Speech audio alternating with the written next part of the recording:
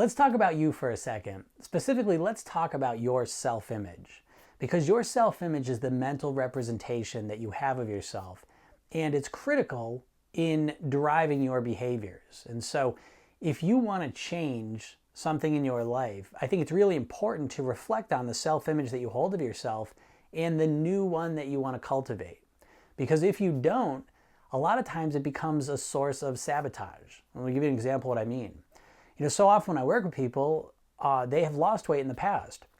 And so when I ask them, I say, well, you lost the weight, but then you put it back on, what happened? And very often I'll hear something to the effect of, well, I just didn't feel like myself. And this is really a perfect example of what it's like when you don't cultivate a new self-image to go along with your new behaviors and your new results. And a lot of times this is what creates that feeling of tension within you, or that feeling of rebelliousness that a lot of people on diets feel, where they know they want to lose weight, but they feel there's some part of them that is driving them in the wrong direction. And so a lot of times that's your old self-image. If you define yourself as, say, an overeater, it's very difficult to define yourself that way and then all of a sudden start acting totally different. Again, it creates a tension, and usually the self-image is ultimately going to win. So what do? The thing to remember first off is that so often the self-image we hold of ourselves is not something that we sat down and designed intentionally. It's something that we just kind of accepted and absorbed from different experiences we had, environments we've been in, and people we know. And so it's important to understand that no matter what self-image you hold of yourself, you are always more than that. You're always more than that self-image you hold.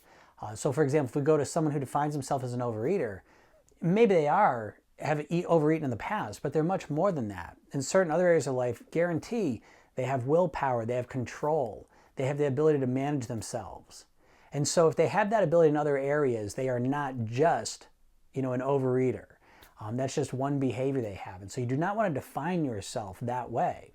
And so when I first begin working with people, and when people go through my program, we always start with beginning to find the self-image that you want to have.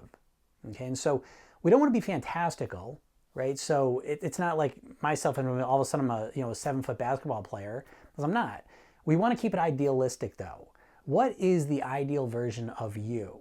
Right? You as you know yourself as a person, what's that ideal version?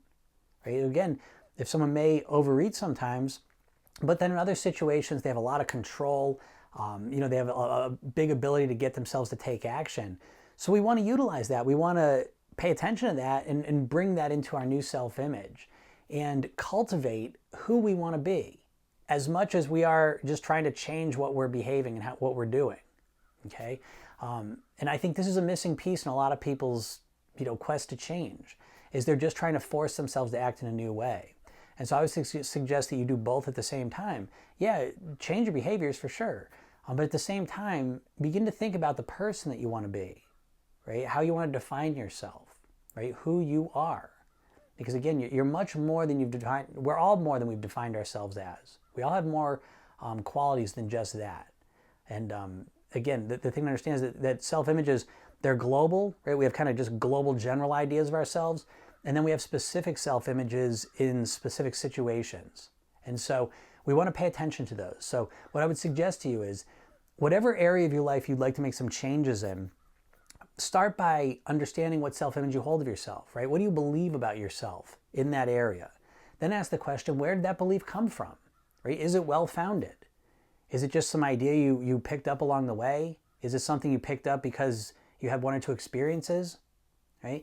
And then begin defining to yourself, who do you want to be, right? What self-image do you want to have, right? How do you want to define yourself? And begin to craft and cultivate the person who you want to be. And again, it's from this inside out as well as from outside in. Again, you want to affect both at the same time, okay? So think about that. Take a little bit of time and reflect on it. And I think you'll find that it's a worthwhile exercise to do. Okay? So do that, and I'll talk to you tomorrow.